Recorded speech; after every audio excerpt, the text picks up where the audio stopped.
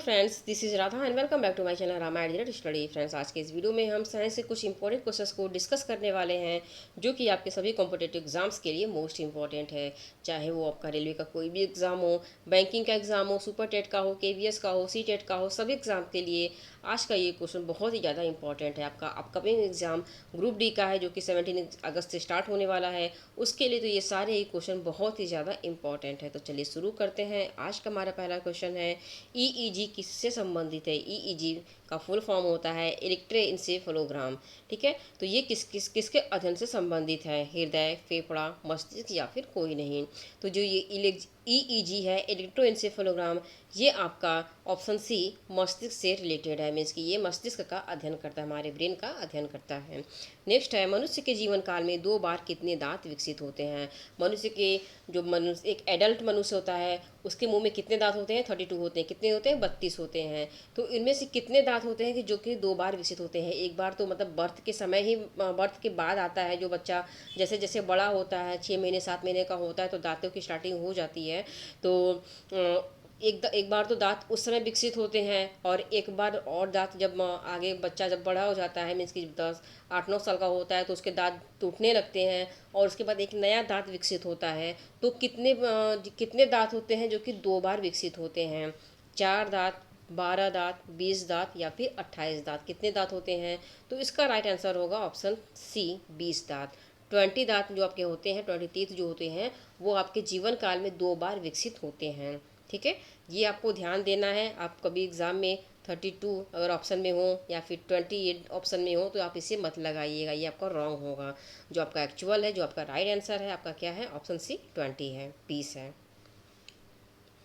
Next है, मादक किण्वन का अंतिम उत्पाद क्या है। पायरुविक एसिड, एसिटालडेहाइड, एथिल अल्कोहल या फिर फॉर्मिक एसिड। क्या है आपका? तो इसके लिए आपका राइट आंसर होगा आपका ऑप्शन सी, एथिल अल्कोहल। जो मादक किण्वन का अंतिम उत्पाद क्या होता है? तो वो अल्कोहल होता है, मीन्स कि एथिल अल्कोहल होता है। ठीक है, परमाणु शब्द की खोज किसने की है। डॉल्टन, कनाड, डेमोक्रिटस या फिर लॉजियर। किसने की है? तो इसके लिए आपका राइट आंसर होगा आपका डेमोक्रिटस। जो परमाणु शब्द की खोज किसने की है? तो ये डेमोक्रिटस ने की है। ये आपको याद रखने हैं। बहुत ही ज़्यादा इंपॉर्टेंट क्वेश्चन है फ्रेंड्स, आपसे एग्जाम में पूछे जा सकते हैं। नेक्स्ट आपका आता है, एक तत्व का इलेक्ट्रॉनिक विन्यास 284 है। इस तत्व का क्या नाम है? इसकी एक तत्व है, एक एलिमेंट है जिसका इलेक्ट्रॉनिक विन्यास कितना है? 284 है। तो ये जो एलिमेंट है उसका नाम क्या है? पोटेशियम है, सिलिकॉन है, मैग्नीशियम है या फिर सोडियम है। ये कौन सा एलिमेंट है? तो इसका आपका राइट आंसर होगा ऑप्शन बी, सिलिकॉन। ये जो एलिमेंट है, जो तत्व है, वो आपको सिलिकॉन याद रखने हैं, जिसका कि इलेक्ट्रॉनिक विन्यास कितना है? 284 है। ये भी आपको याद रखने हैं। नेक्स्ट है, विशिष्ट गैस समीकरण P V equal to N R T किस गैस पर सही ढंग से लागू होता है। मोस्ट इंपॉर्टेंट फ्रेंड्स क्वेश्चन याद रखिएगा। विशिष्ट गैस समीकरण P V equal to N R T किस गैस पर सही ढंग से लागू होता है। क्वेश्चंस को ध्यान दीजिएगा। एक परमाणु गैस पे लागू होता है, डायटोमिक गैस पे लागू होता है, आदर्श गैस पे लागू होता है या फिर असली गैस पे लागू होता है। कौन सा है?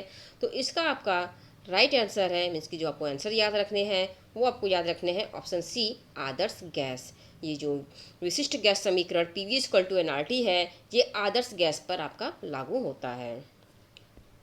नेक्स्ट क्वेश्चन है, गैसों के कौन से गुण उन्हें पोर्टेबल बनाते हैं। मीन्स की गैस में ऐसा कौन सा गुण होता है जो कि उन्हें पोर्टेबल बनाते हैं। प्रसार, संपीड़न, आकार या फिर उनकी मात्रा। तो ऐसा कौन सा है? तो इस क्वेश्चन के लिए आपको जो राइट आंसर है आपको याद रखने हैं, वो आपको ऑप्शन बी, संपीड़न को याद रखने हैं। संपीड़न के गुण के कारण ये जो गैस होता है वो पोर्टेबल होता है। ठीक है, नेक्स्ट है, पीच ब्लेड किससे संबंधित है। रेडियम, यूरेनियम, थोरियम या फिर प्लूटोनियम। किससे संबंधित है? तो ये जो प्लीच बेड है, ये आपका ऑप्शन बी, यूरेनियम से संबंधित है। ये आपको याद रखने हैं। मोस्ट इंपॉर्टेंट क्वेश्चन है फ्रेंड्स, आपसे एग्जाम में पूछे जा सकते हैं। नेक्स्ट है, NH3 में नाइट्रोजन की संयोजकता क्या है। 4 है, 2 है, 1 है या फिर 3 है। कितनी है? तो NH3 में नाइट्रोजन की संयोजकता हमारी कितनी है? 3 है। ये आपको याद रखना है। कितनी है? NH3 में नाइट्रोजन की संयोजकता क्या है? तो ये 3 है। जी का मान किसके अनुसार घटता है, मीन्स की ग्रेविटी, जो ग्रेविटी है, गुरुत्वाकर्षण है, उसका मान किसके अनुसार घटता है, भार, ऊंचाई, द्रव्यमान या फिर आयाम, किसके अनुसार घटता है। तो इसके लिए जो आपको आंसर याद रखने हैं वो है आपका ऊंचाई, ऑप्शन बी ऊंचाई। ग्रेविटी का मान ऊंचाई के अनुसार घटता है, ठीक है। नेक्स्ट क्वेश्चन है आपका, ऑसिपिटल कहाँ उपस्थित होता है, कान में, फेफड़ा में, आँख में या फिर खोपड़ी में। कहाँ आपका ऑक्सीजोपिटल होता है वो कहाँ पे होता है, तो ये हमारे खोपड़ी में, जो हमारा स्कल होता है, इस यहाँ पे आपका ऑक्सीपिटल उपस्थित होता है। शरीर में अतिरिक्त ग्लूकोज ग्लाइकोजन में परिवर्तित हो जाते हैं और किस में जमा हो जाते हैं। क्वेश्चन को ध्यान दीजिएगा, बहुत ही ज़्यादा इंपॉर्टेंट क्वेश्चन है। शरीर में अतिरिक्त ग्लूकोज, जो अतिरिक्त ग्लूकोज होता है वो ग्लाइकोजन में कन्वर्ट हो जाते हैं, तो और किस में जमा हो जाते हैं, आमाशय में, यकृत में, अग्नाशय में या फिर पित्त में, किस में जमा हो जाते हैं। तो इस क्वेश्चन के लिए आपको जो राइट आंसर याद रखना है वो आपको ऑप्शन बी यकृत है। जो शरीर में अतिरिक्त ग्लूकोज ग्लाइकोजन में परिवर्तित होते हैं, जो चेंज होते हैं, वो आपके यकृत में जमा हो जाते हैं, स्टोर हो जाते हैं। नेक्स्ट है, निम्न में से कौन पेप्टाइड हार्मोन है। कौन सा ऐसा हार्मोन, कौन सा ऐसा है जो कि पेप्टाइड हार्मोन में आता है, ठीक है। ग्लूकागन, टेस्टोस्टेरॉन, थायरॉक्सिन या फिर एड्रेनालाइन, ठीक है, कौन सा है। तो इसके लिए आपको जो आंसर याद रखने हैं वो आपका राइट आंसर होगा ग्लूकागन। ग्लूकागन एक पेप्टाइड हार्मोन है। नेक्स्ट है, सिक्रेटिन और कोलेस्टिस्टोकिनिन पाचन हार्मोन है और किससे स्रावित होते हैं। क्वेश्चन को ध्यान दीजिएगा, बहुत ही इंपॉर्टेंट क्वेश्चन है। सिक्रेटिन और कोलेस्टिस्टोकिनिन पाचन हार्मोन है और ये किससे स्रावित होते हैं, एसोफागस, इलियम, डुडेनम या फिर पाइलोरिक अमाशय, किससे आपका ये स्रावित होता है। तो इसके लिए आपको जो आंसर याद रखने हैं वो आपको याद रखने हैं डुडेनम। डुडेनम फ्रेंड्स आपको ये याद रखना है कि ये छोटी आंत में होता है। कहाँ होता है, ये छोटी आंत में होता है, स्मॉल इंटेस्टाइन में होता है, ठीक है, ये छोटी आंत में। डुडेनम कहाँ होता है, छोटी आंत में, ये भी आपको याद रखने हैं, बहुत ही ज़्यादा इंपॉर्टेंट क्वेश्चन है। नेक्स्ट आपका, काला अज़ार रोग का वाहक क्या है, इसके वेक्टर क्या है आपका, एनाफिलीज मच्छर, मच्छर, सीसी मक्खी या फिर सैंड मक्खी। सैंड मक्खी को बालू मक्खी भी कहते हैं, ये भी आपको याद रखने हैं, ठीक है। कहीं कहीं आपको ऑप्शन में बालू मक्खी भी दिखने को मिलेगा, इसलिए आपको ये भी समझना है कि सैंड मक्खी मीन्स बालू मक्खी, ठीक है। काला अज़ार रोग का वाहक क्या है, तो इसके लिए जो आपको राइट आंसर याद रखने हैं वो आपको रखने हैं सैंड मक्खी। जो बालू मक्खी होता है वो काला अज़ार रोग का वाहक होता है। नेक्स्ट है, निम्न में से कौन सा प्रोटोजोआ जनित रोग नहीं है। यहाँ पे आपका रोग होगा, न कि रोग होगा, यहाँ पे आपका क्या होगा, रोग। प्रोटोजोआ जनित रोग नहीं है। एलेफांटिस या फिर ओरिएंटोसोरस नींद की बीमारी या फिर काला अजार, ऐसा कौन सा है जो कि आपका प्रोटोजोआ जनित रोग नहीं है। तो इसके लिए जो आपको आंसर को याद रखने हैं वो आपका आंसर है ऑप्शन ए एलिफांटिस, मीन्स की एलेफांटियसिस, क्या रखने हैं आपको, ऑप्शन ए। नेक्स्ट है आपका, लोहे की कील में जंग लगना। लोहे के वजन को बढ़ाता है, घटाता है, बढ़ाता है या वजन को प्रभावित नहीं करता, लेकिन लोहे का ऑक्सीकरण होता है। वजन पर असर नहीं पड़ता लेकिन आयरन कम हो जाता है। ऐसी कौन सी क्रिया होती है जब लोहे की कील में जंग लगता है, क्या होता है। तो इसके लिए जो क्वेश्चन आपको याद रखने हैं वो आपका राइट आंसर होगा ऑप्शन बी वजन बढ़ाना। लोहे की कील में जिंग लगने पर उसका वजन बढ़ जाता है। नेक्स्ट है, सिल्वर ब्रोमाइड को सूर्य के प्रकाश में रखने पर रंग में परिवर्तित हो जाता है कि रंग, और वो जो रंग चेंज होता है वो किस में, किस कलर में चेंज होता है, ग्रे, काला, भूरा या फिर पीला। तो ये जो होता है इसका आपको जो आंसर याद रखने हैं वो आपका राइट आंसर होगा भूरा। फ्रेंड्स आपको पहले याद होगा कि जो एक रील होता था जिसे कि फिल्म भी कहते हैं,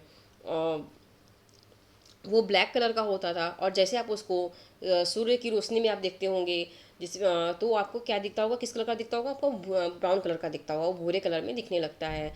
जैसे कि बचपन में हम लोग काफ़ी रील के थ्रू खेलते थे ना, काफ़ी कुछ उसमें जो हम लोग फ़ोटो वगैरह क्लिक करते थे तो उसके लिए जो रील आता था तो वो किस कलर का होता था, वो ब्लैक कलर का होता था। जो आपका प्लास्टिक का निकलता था उसमें से, और उसमें से हम लोग को पिक्चर वगैरह उसको निकलवाते थे प्रिंट करवाते थे, तो वो जो ब्लैक कलर का होता था, अगर आप उसको सूर्य की रोशनी में रखते होंगे, आपने देखा होगा कि वो ब्राउन कलर का हो जाता होगा। तो यही चीज़ आपसे यहाँ पे पूछा जा रहा है कि सिल्वर ब्रोमाइड को सूर्य के प्रकाश में रखने पर किस रंग में परिवर्तित हो जाता है, तो वो भूरे कलर में, मीन्स कि ब्राउन कलर में कन्वर्ट हो जाता है। नेक्स्ट है, निम्न में से कौन सा एक प्रदूषण संकेतक संयंत्र है? शैवाल, कवक, लाइकेन या फिर फर्न? तो इसके लिए जो आपको राइट आंसर याद रखने हैं वो आपका होगा ऑप्शन सी, लाइकेन। लाइकेन एक क्या है? एक प्रदूषण संकेतक संयंत्र है। नेक्स्ट है, किसकी उपस्थिति के कारण गाय का दूध थोड़ा पीला हो जाता है? बहुत ही ज़्यादा इंपॉर्टेंट क्वेश्चन है, इसको आप अच्छे से याद रखिएगा। किसकी उपस्थिति के कारण गाय का दूध पीला हो जाता है? जैंथोफिल, राइबोफ्लेविन, विटामिन बी 12 या फिर कैरोटीन? किसके कारण होता है? तो इसके लिए जो आपको राइट आंसर याद रखने हैं वो आपका आंसर होगा कैरोटीन।